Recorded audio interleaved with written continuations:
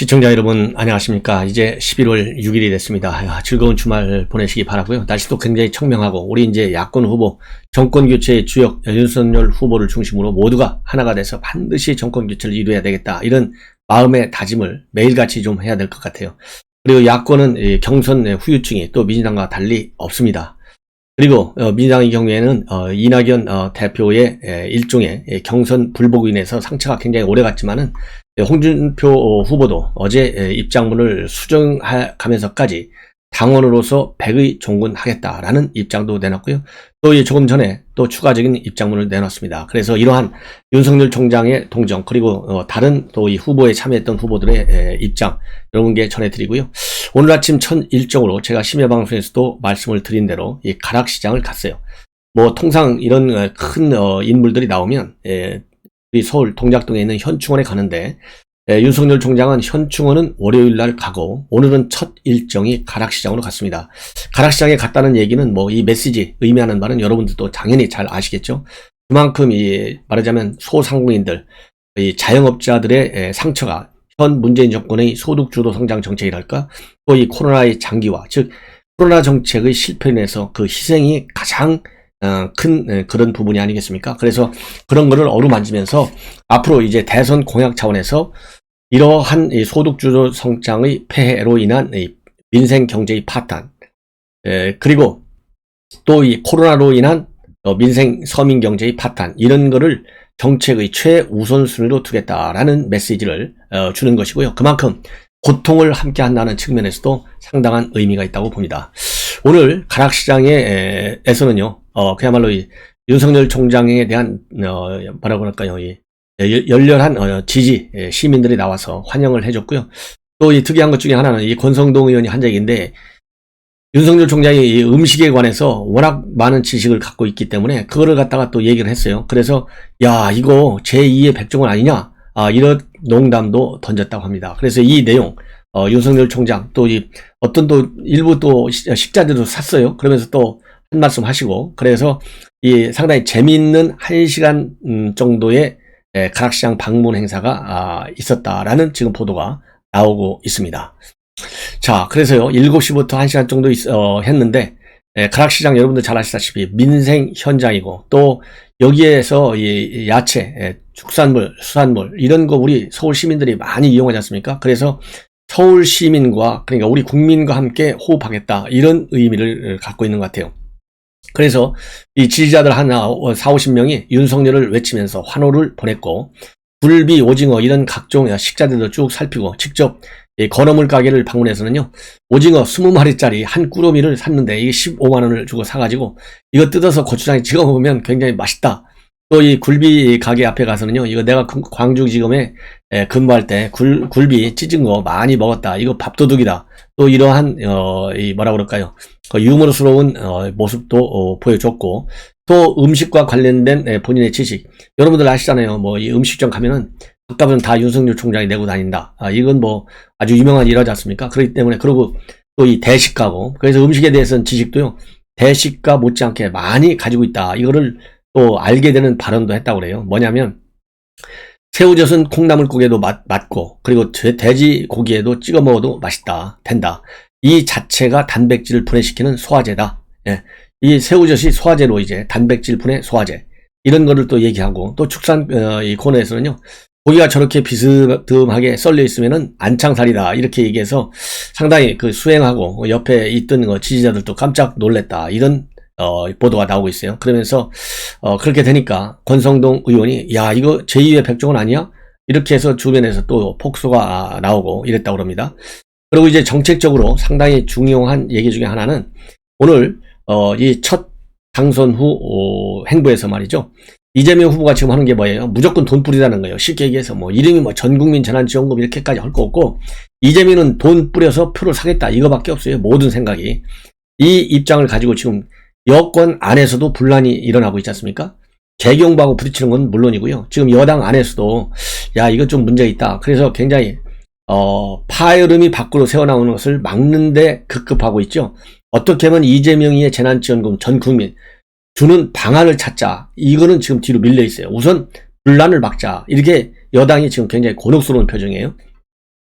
아니 총리까지 나서서 대놓고서 전국민 재난지원금 뭐 엿장사만대로 줄 수 있냐, 그렇게 재정 형편이 좋지가 않다라고까지 얘기할 정도 되잖아요. 그러니까 이재명의 실언, 근데 뭐 실언이라고 비판하면요, 이거 보도가 잘못됐다, 이거 뭐 이런 식으로 얘기를 하고, 아이디어도 못 내느냐. 그런데요, 아이디어도 똑바로 내야죠. 말한다고 자기가 잘못한 발언은 전부 아이디어고 말이죠. 좋은 것은 정책이고, 이게 우리 국민들이 거기에 넘어갑니까? 죄송합니다 해야죠. 뭐 아이디어라고 얘기할 게 뭐 있어요. 그 정도 아이디어를 갖고 아이디어를 한다? 그러면 아이디어의 개념 자체도 모르는 무식한 이재명이에요. 쉽게 얘기해서. 그래서 이거와 관련해서도 오늘 입장문을 내놨어요. 간단하게 현장에서.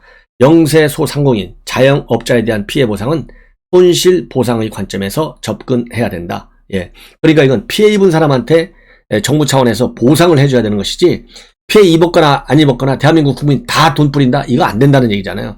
손실 보상의 개념이라 이거예요. 예.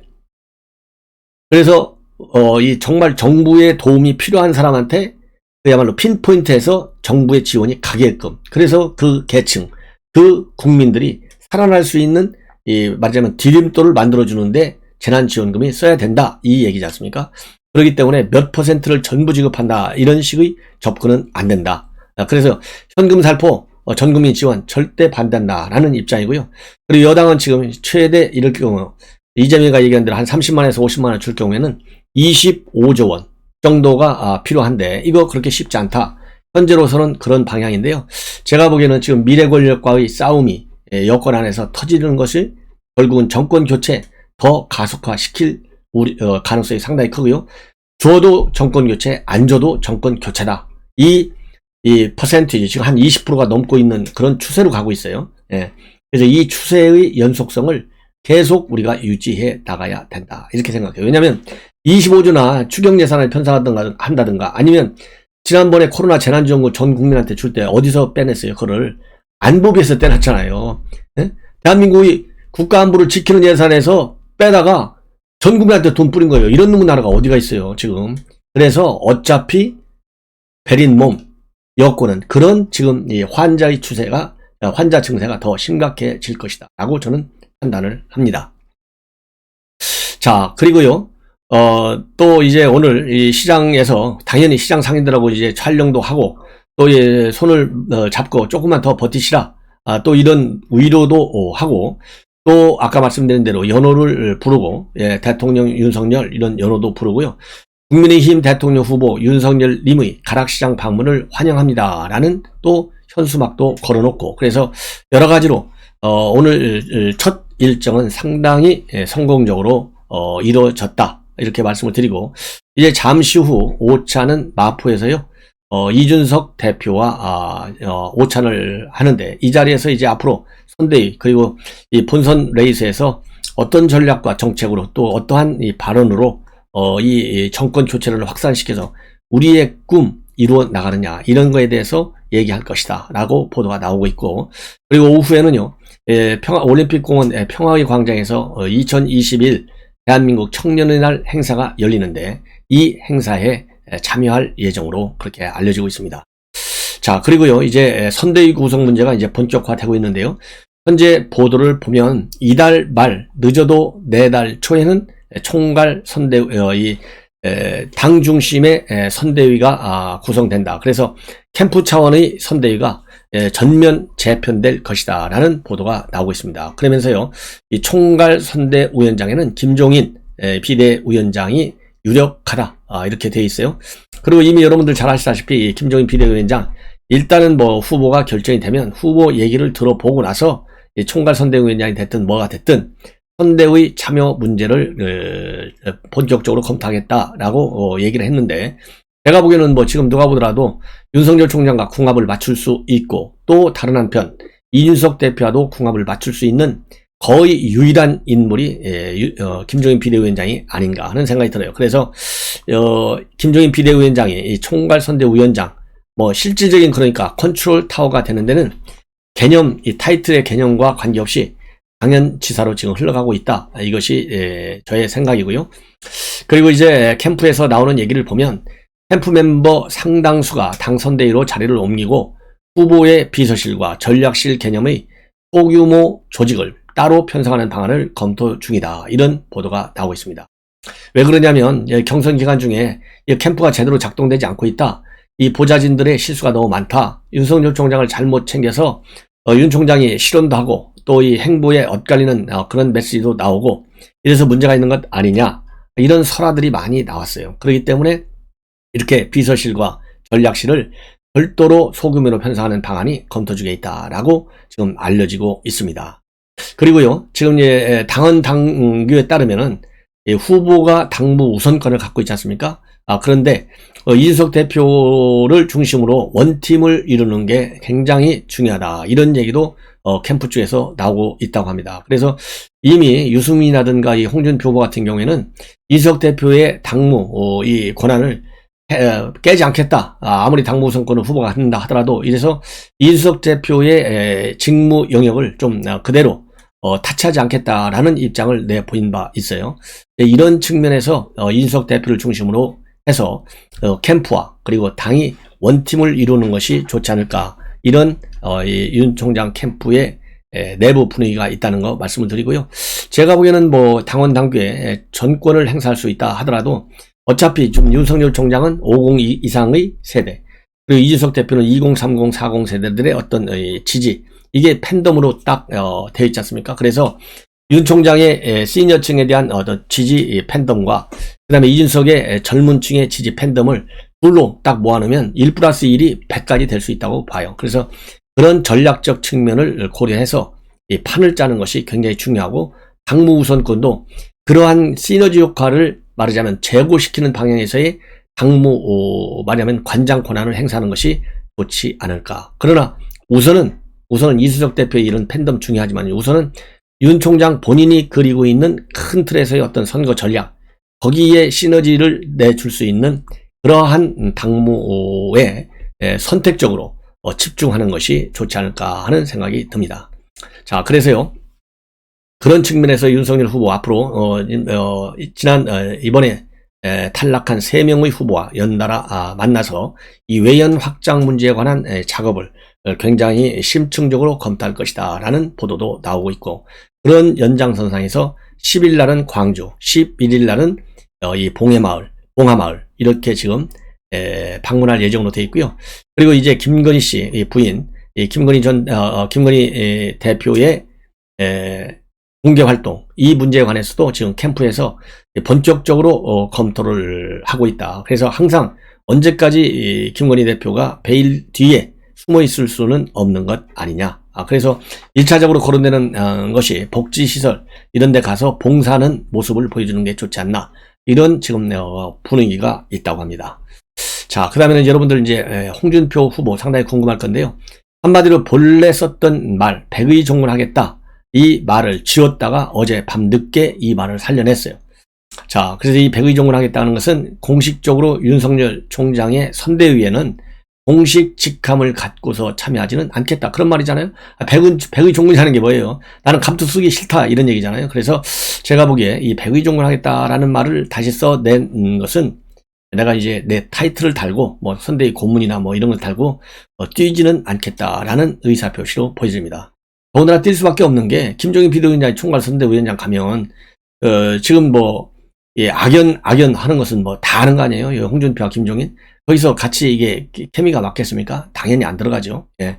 그래서 이 홍준표 후보의 이런 입장문을 보면 이번 대선에서는 평당원으로 100의 종을 하겠다. 그래서요, 패복을 통해서 비록 26년 헌신한 당에서 헌시작처럼 내 팽개침을 당했어도 이 당은 제가 정치 인생을 마감할 곳이다. 그러면서 이번 대선 평당원 100의 종을 하겠다라는 의사를 밝혔어요. 그래서 이 얘기는 결국 뭡니까? 어제는 이제 뭐 승복한다, 이렇게 얘기했지만 상당히 본인이 26년 했는데도 불구하고 말하자면 이제 후보로 결정되지 못한 데 대한 상당한 서운한 감정을 드러내는 것이고, 그 연장선상에서 선대위에는 참여하지 않을 것이다 라고 저는 선언한 것이나 마찬가지다.